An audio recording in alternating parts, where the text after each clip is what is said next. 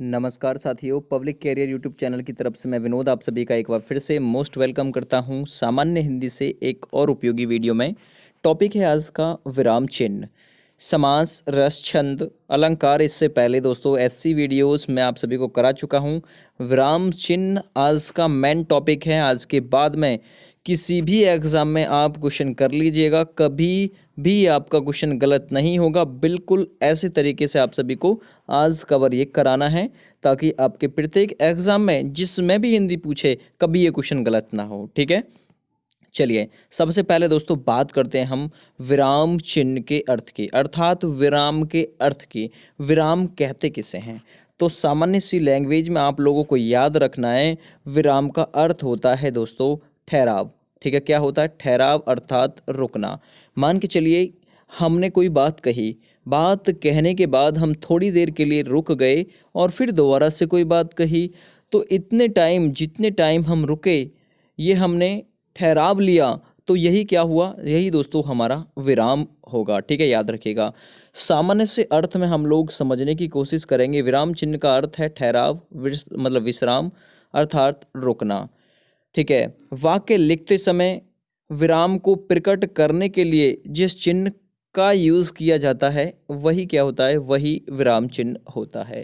ठीक है, अल्प विराम, पूर्ण विराम, योजक चिन्ह, निर्देशक चिन्ह, ऐसे चिन्ह बनते हैं दोस्तों विराम चिन्ह से। विराम का अर्थ पूछा जाता है, विराम का अर्थ क्या होता है?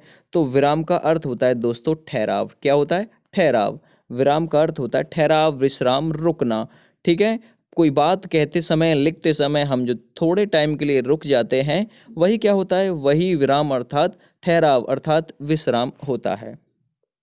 चलिए दोस्तों, अब विराम चिन्ह में भी सबसे पहला नंबर आता है अल्प विराम का। ठीक है, अल्प विराम जिसे अंग्रेजी में कॉमा कहते हैं।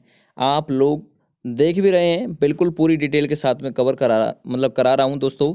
यदि आपको वाक्य में ये जो यहाँ पर चिन्ह दे रखा है ये वाला, ठीक है, ये वाला जो चिन्ह दे रखा है, ये वाला मैं इसे कॉमे वो उसमें ले रहा हूँ डिब्बे में, ये वाला जो चिन्ह है आप लोग यहाँ जो देख पा रहे हैं ये वाला, ठीक है, ये जो चिन्ह है ये, ठीक है, यानी कि ये वाला जो चिन्ह है, ये वाला जो है, ये चिन्ह यदि वाक्य में कहीं भी आपको लगा हुआ मिले तो क्या लगाएंगे? आंसर अल्प विराम का चिन्ह है। अल्प विराम, ठीक है, इसे ऐसे समझते हैं इसकी थोड़ी सी डेफिनेशन के साथ में। ठीक है भाई, थोड़ी सी डेफिनेशन के साथ में इसे कैसे समझेंगे? जहाँ थोड़ी सी देर रुकना पड़े, जहाँ पर थोड़ी सी देर रुकना पड़े वहाँ पर अल्प विराम चिन्ह का यूज़ किया जाता है। यानी बहुत कम देर के लिए विश्राम हो, वहाँ पर किसका? विराम चिन्ह में यूज़ किया जाता है अल्प विराम का। आप लोग याद रखिएगा, जिसे अंग्रेजी में कॉमा कहते हैं। उदाहरण के लिए आप लोग देख लीजिए, नीचे दे रखे हैं उदाहरण, Ram comma Sita comma Lakshman comma Hanuman. ठीक है, ये सभी भगवान के रूप में पूजे जाते हैं। तो ऐसे मिलेगा जैसे राम, लक्ष्मण, भरत, शत्रुघ्न भाई थे। ठीक है, ऐसे मैंने भारत में पहाड़, झरने, नदी, खेत, इमारत, देखिए कॉमा है ना सबके बीच में, तो अल्प विराम यानी कम समय के लिए ठहराव है। आप बोलिए पहाड़, झरने, नदी, खेत, इमारत, ऐसे मैं बोल रहा हूँ तो मैं कितनी देर के लिए रुक रहा हूँ? बहुत अल्प समय के लिए, यानी कि कम समय के लिए। जब किसी वाक्य को बोलने में, लिखने में कम समय के लिए रुका जाए तो ये सोच लीजिए अल्प विराम हो जाएगा। ठीक है, याद रखिएगा। अर्थात एक से अधिक वस्तुओं को दर्शाने के लिए किसका यूज़ होता है? अल्प विराम चिन्ह का यूज़ होता है।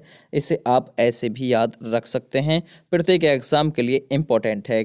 कम ठहराव के लिए एक से अधिक वस्तुओं को प्रकट करना हो, दर्शाना हो, तो वहाँ पर अल्प विराम का यूज़ करते हैं। जैसे कि आप लोग जानते होंगे भरत शत्रुघ्न, ठीक है, भाई बहन थे। ठीक है, अर्थात सोनू और मोनू, या फिर सोनू कॉमा मोनू कॉमा हरीश भाई हैं, तो कॉमा जो लगा रहे हैं यानी कम समय के लिए जो ठहर रहे हैं वहाँ पर अल्प विराम का चिन्ह लगेगा।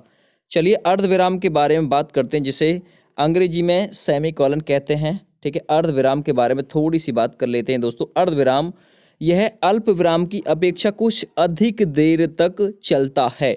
यानी कि यदि आपको किसी वाक्य में कम समय से थोड़ा सा अधिक चलना पड़े, यानी कि अल्प विराम से थोड़ा सा अधिक रुकना पड़े, यानी अल्प विराम की अपेक्षा कुछ अधिक देर तक, ठीक है, कुछ अधिक देर तक रुकना पड़े, तो वहाँ पर क्या हो जाएगा? अर्ध विराम का यूज़ हो जाएगा। जैसे सूर्यास्त हो गया, ठीक है, सूर्यास्त हो गया, लालिमा, यहाँ पर देखिएगा ये जो चिन्ह आप लोग बीच में देख पा रहे हैं ये वाला, ये किसका है? यही दोस्तों अर्धविराम का चिन्ह है। सूर्यास्त तो हो गया, लालिमा का स्थान काली माँ ने ले लिया।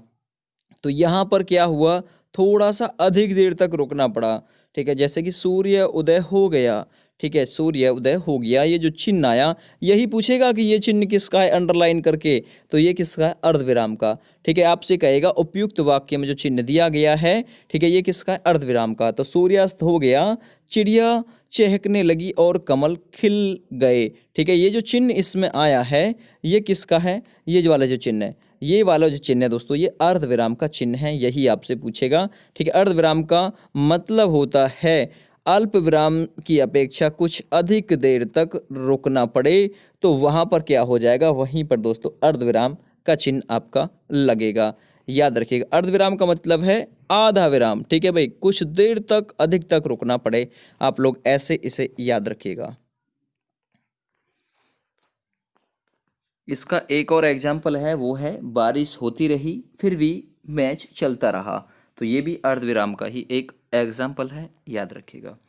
चलिए अगला नंबर देखते हैं, पूर्ण विराम यानी कि फुल स्टॉप। पूरी तरीके से जो ठहराव होगा, ठीक है, तो वहाँ पर कौन सा चिन्ह लगेगा? वहाँ पर लगेगा पूर्ण विराम चिन्ह। ठीक है, यानी कि फुल स्टॉप। बाद में आपको एक डंडा सा ऐसा लगा हुआ मिलेगा, ठीक है, लंबा सा ऐसा डंडा लगा हुआ मिलेगा, जैसे कि यहाँ पर आप लोग देख पा रहे हैं। जब वाक्य खत्म हो जाता है, तब वाक्य के अंत में पूर्ण विराम, यानी वाक्य पूरी तरीके से खत्म हो गया, तब जाकर हम क्या लगाएंगे? पूर्ण विराम चिन्ह का यूज लगाएंगे। जैसे कि राम खाना खाता है, तो यहाँ पर ये जो चिन्ह लगा है लास्ट में है के साथ में, ये किसका है? यही है पूर्ण विराम का, क्योंकि जो काम है वो पूरी तरीके से खत्म हो गया। मोहन स्कूल जाता है, इसमें जो है के साथ में चिन्ह आया है एक डंडा, ये वाला, ये किसका है? यही पूर्ण विराम का है। मैंने अपना कार्य पूरा कर लिया। ठीक है, राम जी, यानी जो राम जी का जो दोस्त है वो मोहन है। ठीक है, ये भी यहाँ पर देखिएगा, बिल्कुल जो लास्ट में आया है के साथ में, यही क्या है? पूर्ण विराम, विराम अर्थात फुल स्टॉप का चिन्ह से बोलते हैं। चलिए अगला करेंगे हम कवर उपविराम, और जिसका दूसरा नाम है अपूर्ण विराम, जिसे कॉलन कहते हैं, ओनली कॉलन अंग्रेजी में। उपविराम या फिर दूसरा इसका नाम आ जाएगा अपूर्ण विराम, उपविराम या अपूर्ण विराम। ठीक है, अब आपको मिलेगा क्या? आप लोग ऐसे पहचानिएगा, जब आपको ऊपर नीचे, यानी कि जैसे अतः के बाद में दो बिंदी लगाई जाती हैं विसर्ग वाली, जब आपको ये दो विसर्ग वाली बिंदी मिलें वाक्य में, तो आप वहां पर चिन्ह लगाएंगे कि उपविराम है, अपूर्ण विराम है, दोनों में से कोई सा भी एक आपको ऑप्शन मिलेगा। ठीक है, जब किसी कथन को अलग दिखाना हो, यानी अलग अलग दिखाना हो, तो वहां पर उपविराम चिन्ह का यूज होता है। ठीक है, जैसे कि प्रदूषण, और प्रदूषण के साथ में ये जो बीच में यहाँ पर आया है, ये वाली जो दो बिंदी आई हैं, ये क्या है? यही है उपविराम। ठीक है, यही क्या है? उपविराम या अपूर्ण विराम है। ठीक है, विज्ञान, जो आपको अतः वाले जो चिन्ह दिए गए हैं विसर्ग, विज्ञान, विसर्ग, वरदान या अभिशाप, ये जो विसर्ग वाले जो चिन्ह आए हैं, यही दो बिंदी जो आई हैं, यही दो बिंदी क्या है? यही दो बिंदी उपविराम या अपूर्ण विराम का चिन्ह है। ठीक है, जब दो कथनों को अलग अलग करके दिखाया गया हो, तो वहां पर सोच लीजिएगा कि उपविराम या अपूर्ण विराम का चिन्ह ये लगा हुआ है।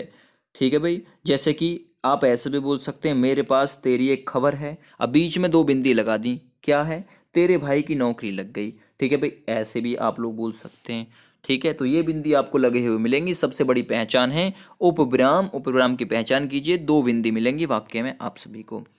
चलिए अगला कवर करेंगे, नेक्स्ट विस्मयादि बोधक। विस्मय का मतलब ही आप लोग जान रहे होंगे कि विस्मय का मतलब ऐसे वर्ड मिलेंगे आपको जिनके पीछे ये वाला जो चिन्ह है, ये आपको पहचानना होगा, इसमें विस्मयादि बोधक का ही चिन्ह बोलते हैं। ठीक है, तो ये विस्मयादि बोधक का चिन्ह है। चलिए, तो यहाँ से आप लोग पढ़िएगा, विस्मयादि बोधक चिन्ह का प्रयोग वाक्य में हर्ष, खुशी, विषाद, विस्मय का मतलब दुख, ठीक है, विषाद का मतलब भी दुख, विवाद, घृणा, आश्चर्य, करुणा, भय इत्यादि का बोध कराने के लिए किया जाता है, अर्थात इसका प्रयोग अव्यय शब्द से पहले किया जाता है। विस्मय का मतलब क्या हो गया?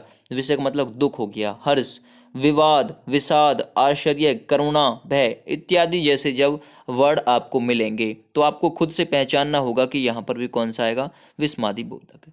जैसे कि फॉर एग्जाम्पल आप देखिएगा हाय। अब हाय जब कहेंगे हाय, भैंस गिर गई, मर गई, आह, ठीक है, छी, अरे, शाबाश, ऐसे देखिएगा वाक्य के अंत में ये जो डंडा के पीछे नीचे बिंदी आ रही है, यही क्या है, यही है विस्मादी बोधक का चिन्ह। ठीक है, याद रखिएगा। तो आपको कैसे मिलेगी, ये जो आपको सीधा डंडा दिखाई दे रहा है और उसके नीचे एक बिंदी जो दिखाई दे रही है, यही विस्मादी बोधक का चिन्ह है। यही आपको एग्जाम में मिलेगा, यही आपको पहचानना होगा। आह कितना सुहावना मौसम है, तो मौसम की जो चर्चा की है, आह, इसके साथ में जो चिन्ह आया यही क्या है, ये हर्ष के साथ किया है आपने, खुशी के साथ, आह कितना सुहावना मौसम है। तो ये जो चिन्ह आया है ये विस्मादी बोधक का, ये भी वाह कितना सुंदर वृक्ष है, ठीक है, ये भी हर्ष के साथ कहा है आपने। तो ये भी इसमें क्या हो जाएगा, इनमें हो जाएगा आपका ये विस्मादी बोधक चिन्ह। तो यही आपको पहचानना होता है। अगला प्रश्न चिन्ह यानी क्वेश्चन मार्क जिसे कहते हैं। जैसे कि आप लोग सबसे बड़ी पहचान के तौर पर आप ये याद रखिएगा, जो सबसे बड़ी जो पहचान है इसकी ये है, वाक्य के अंत में आपको क्वेश्चन वर्ड मिल जाएगा, ये वाला जो है, ठीक है, या फिर वाक्य के बीच में आपको क्या, कौन, कब, कहाँ, कैसे, या फिर शुरू में मिल जाएंगे या फिर बीच में मिल जाएंगे, और वाक्य के अंत में आपको ऐसा चिन्ह बना हुआ मिल जाएगा। सोच लीजिए ये क्वेश्चन वर्ड है, यानी कि प्रश्नवाचक चिन्ह आपको लगा हुआ उसमें मिल जाएगा। तो ये प्रश्न चिन्ह है। ठीक है, जैसे कि प्रश्न चिन्ह का प्रयोग प्रश्नवाचक वाक्यों के अंत में किया जाता है। फॉर एग्जाम्पल यहाँ देखिएगा, वह क्या लिख रहा है, क्या। अब यहाँ पर मैंने बताया था क्यू वर्ड यानी क्वेश्चन वर्ड आपको बीच में या शुरू में मिलेंगे, तो लास्ट में आपको फिर क्या मिलेगा, लास्ट में आपको ये वाला जो चिन्ह बना हुआ मिलेगा। यदि आपको बीच में क्यू वर्ड मिलते हैं या फिर शुरू में क्यू वर्ड मिलते हैं, जैसे वह क्या लिख रहा है, क्या कैसा है, क्वेश्चन मतलब क्वेश्चन वर्ड है। ठीक है, ताजमहल किसने बनवाया, तो किसने, क्या, कब, किसने, ठीक है, कैसे, ये जो वर्ड हैं ये क्यू वर्ड में आते हैं। तो किसने बनवाया ये क्यू वर्ड हो गया, और बाद में जो ये क्वेश्चन वाचक का चिन्ह आया है ये बिल्कुल इसका चिन्ह है ही। तो इसे बहुत आसानी के साथ में आप लोग पहचान सकते हैं कि प्रश्न चिन्ह कौन सा है। प्रश्न चिन्ह किसी भी वाक्य के अंत में आपको ये मिले, 2 इकाई सी। चलिए अगला देखते हैं, नेक्स्ट कोष्टक चिन्ह। अब कोष्टक का नाम से ही आप लोग पहचान लेंगे कि बात चलिए ब्रैकेट के बारे में। अब ब्रैकेट आपके 3 से 4 प्रकार के होते हैं, छोटा कोष्टक, मझला, बड़ा और सबसे बड़ा। ठीक है, कोष्टक को क्या कहते हैं, ब्रैकेट कहते हैं कोष्टक को अंग्रेजी में। ठीक है, तो ब्रैकेट कहते हैं। अब ब्रैकेट आपके 3 टाइप से बनते हैं, ये भी हो जाएगा, ठीक है, मझला कोष्टक भी हो जाएगा और ये बड़ा कोष्टक भी हो जाएगा।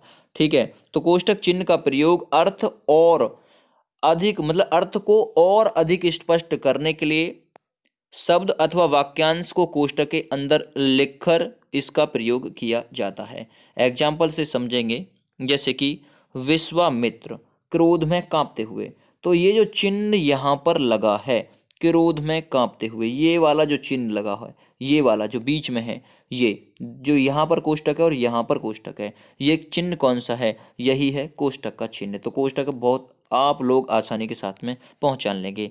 जैसे कि धर्मराज, अब धर्मराज को क्या बोला जाता है, युधिष्ठिर। अब ये जो कोष्टक में बनाकर आपको दिया है युधिष्ठिर धर्मराज के लिए, तो यही क्या है, यही है कोष्टक चिन्ह। तो कोष्टक चिन्ह को भी आप लोग आसानी के साथ में पहचान लेंगे। वाक्यांश को कोष्टक के अंदर लिखकर अर्थ उसका स्पष्ट किया जाता है, तो यहाँ पर भी तो ऐसा ही कर रहा है। तो भाई आप लोग कोष्टक चिन्ह को भी आसानी के साथ पहचान लेंगे। योजक चिन्ह, अब योजक चिन्ह के बारे में बात करते हैं। भाई योजक चिन्ह आप लोग जानते होंगे, बस थोड़ा सा ऐसा छोटा सा वर्ड रहेगा और ये वाक्य के बीच में आपको मिलेगा, जैसे कि लाभ, हानि, दिन, रात, यश, अपयश, तन, मन, धन। ऐसे योजक चिन्ह का प्रयोग समस्त पदों में किया जाता है। ठीक है, समस्त पदों में योजक चिन्ह का यूज़ किया जाता है। इसे हाइफन कहते हैं अंग्रेजी में। ठीक है, उदाहरण के तौर पर देखिएगा, सुख दुख, ठीक है, लाभ हानि, दिन रात, यश अपयश, तन मन धन। ठीक है, देश के दीवानों ने तन मन धन से देश की रक्षा की। अब ये जो वाक्य के बीच में आया, यहाँ पर देखिएगा, ये जो वाक्य के बीच में आया ये वाला, ये लाभ हानि के बीच में आया ये वाला, ये वाला, ठीक है, ये वाला, और ये तन मन और धन में जो आया, यही क्या है, जो छोटा छोटा सा आया है, यही आपका योजक चिन्ह है। यही आपको वाक्य में पहचानना होगा। आपको वाक्य में ये चिन्ह दिया या फिर एक एग्जाम्पल दिया कि देश के दीवानों ने तन मन धन से देश की रक्षा की। अब ये जो तन मन धन से में यूज हुआ है, छोटा सा छोटा ये वाला, यही क्या है, यही योजक चिन्ह है, आप लोग याद रखिएगा। अगला उद्धरण या अवतरण, अवतरण या उदाहरण चिन्ह या उद्धरण चिन्ह। इसमें क्या होगा, आपको एक पैराग्राफ दिया जाएगा, उसे क्या कर दिया जाएगा, ऐसे इनवर्टेड कॉमे में बंद कर दिया जाएगा। ठीक है, इनवर्टेड कॉमा इसे बोलते हैं। किसी की कही हुई बात को उसी तरह प्रकट करने के लिए अवतरण चिन्ह का यूज किया जाता है। जैसे कि यहाँ पर एग्जाम्पल के तौर पर देखिएगा, तुलसीदास ने सत्य कहा है कि पराधीन सपने हूँ सुख नाही। अब ये जो अंडरलाइन में यहाँ पर देखिएगा, ये जो कॉमे का यूज़ किया है, इनवर्टेड कॉमा का, यही क्या है, यही उद्धरण या अवतरण चिन्ह है। जब आपको ऐसे करके मुहावरा कोई या लोकोक्ति कोई बंद करके दे दी जाए ब्रैकेट से में, ठीक है, यहाँ पर देख लीजिएगा जैसे इस चिन्ह का यूज़ करके दिया है, ठीक है, ये देखिए, ये तो ऐसे चिन्ह जब आपको दे दिए जाएं ये वाले, तो यही क्या होंगे, यही उद्धरण या अवतरण। देखिए कीजिएगा, आंख मीच के खूब बढ़िया आसानी के साथ देख लीजिएगा और आंख मीच के लगा देंगे जब आप लोग इसे पेपर में देखेंगे तो। ठीक है, तो समझ में आ गया उद्धरण या अवतरण चिन्ह कौन सा है जो आपको सामने दिख रहा है। ठीक है, सत्य बोलना सबसे बड़ा धर्म है। ठीक है, तो सत्य बोलना, अब इसमें ये जो चिन्ह आया है ना, यही चिन्ह क्या है, यही है उद्धरण या अवतरण चिन्ह। अगला लाघव चिन्ह, लाघव चिन्ह में आपको जीरो सी दिखाई देगी, यानी कि किसी को शॉर्ट में लिखना। लाघव चिन्ह का मतलब आप लोग समझिए, किसी को शॉर्ट में लिखना। जैसे कि मास्टर के लिए माँ लिख देते हैं, डॉक्टर के लिए डॉक्टर लिख देते हैं, कुछ इस टाइप से। डॉक्टर देखा और आपने बना दिया डॉक्टर ये वाला। ठीक है, डॉक्टर वैसे तो पूरा इतना बड़े बनेगा, लेकिन शॉर्ट में लिख देते हैं जीरो लगा के। ये जो जीरो सी यानी शून्य जो लगा देते हैं, यही क्या है, यही है लाघव चिन्ह। किसी बड़े तथा प्रसिद्ध शब्द को संक्षेप में लिखने के लिए उस शब्द का पहला अक्षर लिखकर उसके आगे शून्य लगा देते हैं, यही शून्य ही लाघव चिन्ह कहलाती है। जैसे पंडित के लिए पंडित लिख दिया, ठाकुर के लिए ठाकुर लिख दिया, ऐसे करके ये जो जीरो बनाई, यही क्या है, यही है लाघव चिन्ह। इंजीनियर के लिए इजी और ये जीरो बना दी, ये वाली। उत्तर प्रदेश के लिए ये, मध्य प्रदेश के लिए उसके साथ में मध्य और प्र ऐसे करके बना दिया, तो यही जो जीरो सी लगी है, यही है लाघव चिन्ह।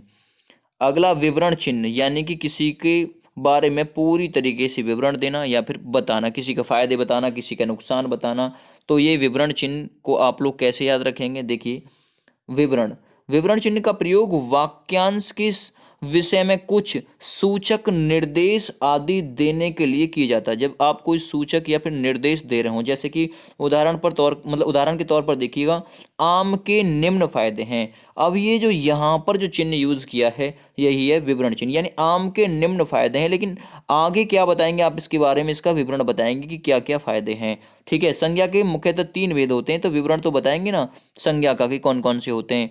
तो विवरण का यूज किया किस लिए किया जाता है, वाक्य के विषय में कुछ सूचक निर्देश आदि देने के लिए इसका प्रयोग किया जाता है, कि भाई इसके बारे में कुछ जानकारी और बताएंगे। ठीक है, जैसे कि यहाँ पर देखिएगा, वचन के 2 भेद होते हैं। अब आप जब इतना आपने बोला वचन के 2 भेद होते हैं, तो आप आगे ये भी तो बताएंगे कि कौन कौन से होते हैं, ये भी तो विवरण देंगे कि भाई कौन कौन से भेद होते हैं वचन के। ठीक है, तो ये भी आप लोग याद रख सकते हैं कि जो विवरण चिन्ह होता है, साइन ऑफ फॉलोइंग, तो ये आपका कौन सा होता है, 2 बिंदियों के बीच में आपको एक डंडा ऐसा लगा हुआ मिलेगा, यही हो जाएगा विवरण चिन्ह। अगला रेखांकन चिन्ह कैसा होता है, रेखांकन यानी कि अंडरलाइन। वाक्य में आपको अलग दिखाई दे जाएगा जब किसी वाक्य को अंडरलाइन किया गया होगा, जैसे कि यहाँ पर अंडरलाइन करके आप लोगों को दिया गया है। ठीक है, तो आपको चिन्ह कैसा मिलेगा, बिल्कुल एक पद दिया हुआ होगा और उसके नीचे ऐसे करके लाइन खींच रखी होगी लंबी सी। ठीक है, किसी भी वाक्य में महत्वपूर्ण शब्द पद वाक्य को रेखांकित करने के लिए रेखांकन चिन्ह का प्रयोग, यानी कौन से वाले का, इस जो कि आपको यहाँ पर दे रखा, इस चिन्ह का यूज या प्रयोग किया जाता है। जैसे कि हरियाणा और उत्तर प्रदेश को यमुना नदी पृथक, अब जो पृथक के नीचे ये जो लाइन खींची है, यही क्या है, यही है रेखांकन यानी कि अंडरलाइन। ठीक है, गोदान जो है ना, उपन्यास प्रेमचंद द्वारा लिखित सर्वश्रेष्ठ कृति है। ठीक है, तो यहाँ पर देखिएगा गोदान को अंडरलाइन कर दिया। अभी जो गोदान के नीचे जो लाइन खींची है, यही क्या है, अंडरलाइन।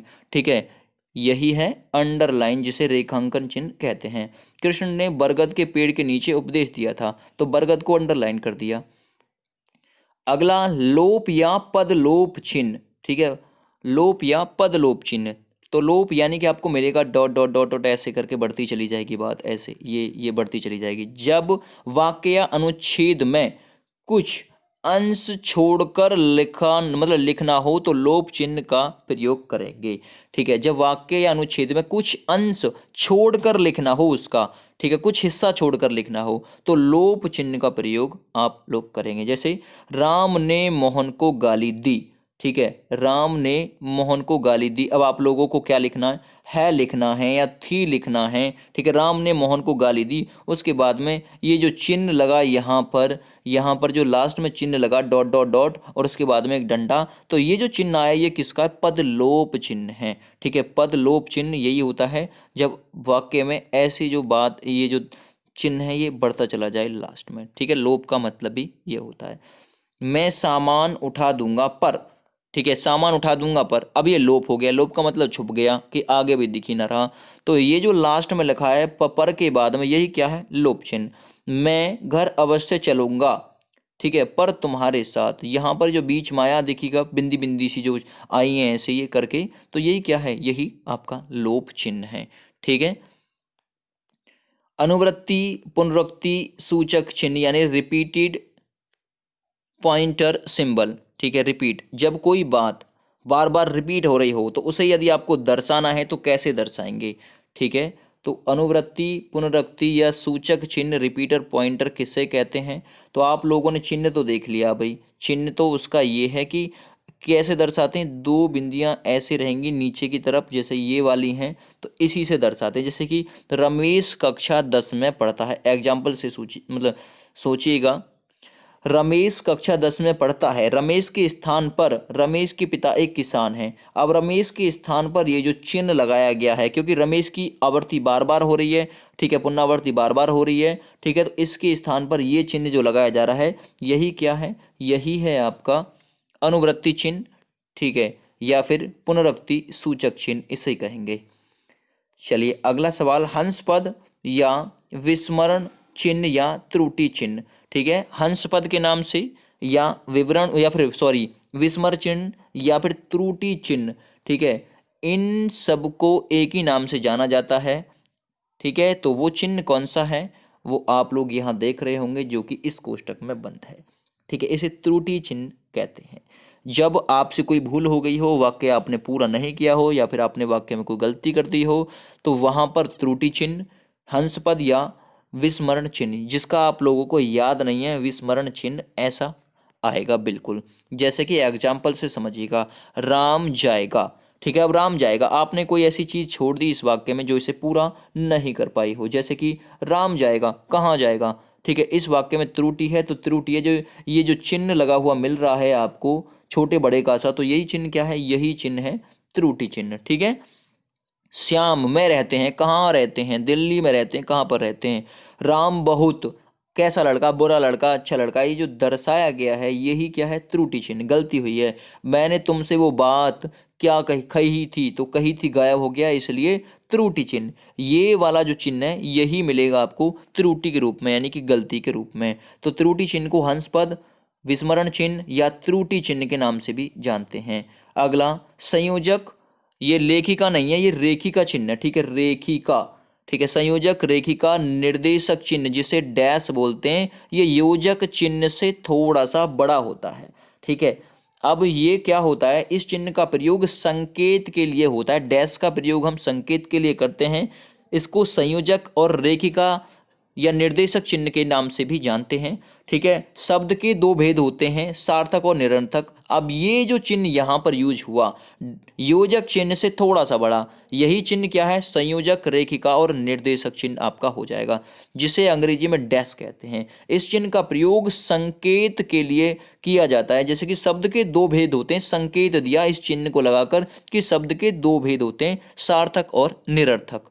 ठीक है, चलिए अगला, समानता सूचक। अब ये समानता सूचक कैसे? समानता यानी कि जब दो इक्वल बात होंगी, दो बराबर की बात होंगी, समानता या जैसे कि बोल देंगे अनपढ़ बराबर अशिक्षित, अनपढ़ बराबर अशिक्षित, ये जो बराबर का चिन्ह आया है ना, यही क्या है? यही है आपका समानता सूचक चिन्ह। समाप्ति सूचक, जब किसी की समाप्ति हुई हो तो आपको कैसा लगा हुआ मिलेगा, ये लगा हुआ बिल्कुल मिलेगा, यानी कि एक जीरो बंद होगी, दोनों माइनस में, ठीक है, ये आपका समाप्ति सूचक चिन्ह हो जाएगा, समाप्ति सूचक, ठीक है।